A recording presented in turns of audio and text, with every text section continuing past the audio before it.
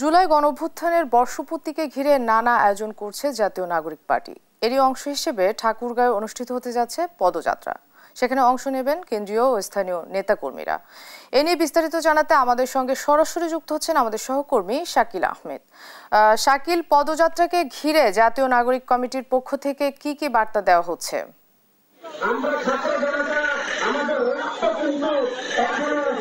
ধন্যবাদ।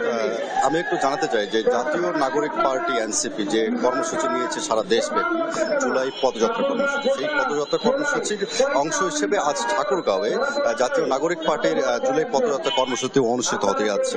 আমি যদি একটু জানাই যে আজকে এই মুহূর্তে ঠাকুরগাঁও শহরে যে জাতীয় নাগরিক পার্টির জুলাই পদযাত্রা কর্মসূচিটি অনুষ্ঠিত হবে, ঠাকুরগাঁও শহর থেকে এই কর্মসূচি শেষ হওয়ার পরে ঠাকুরগাঁও জেলার পীরগঞ্জ উপজেলায় জাতীয় নাগরিক পার্টির দ্বিতীয় পদযাত্রাটি অনুষ্ঠিত হবে এবং এই কর্মসূচিতে জাতীয় নাগরিক পার্টি এনসিপির যারা নেতৃবৃন্দ আছেন তারা সকলে এখানে উপস্থিত থাকবেন এবং আমরা লক্ষ্য করছি যে এখানে ইতিমধ্যে যে ঠাকুরগাঁও শহরের পুরাতন বাসস্ট্যান্ড রয়েছে, এখানে জাতীয় নাগরিক পার্টির বিভিন্ন ধরনের নেতাকর্মীরা ইতিমধ্যে উপস্থিত হয়েছেন এবং কিছুক্ষণের মধ্যে এনসিপির যে কেন্দ্রীয় নেতৃবৃন্দ আছেন যে তারাও এসে উপস্থিত হবেন। আমরা একজনের সঙ্গে একটু কথা বলতে চাই যে আজকের যে জুলাই পদযাত্রা কর্মসূচি, এ থেকে আপনাদের বার্তাটা কি থাকবে?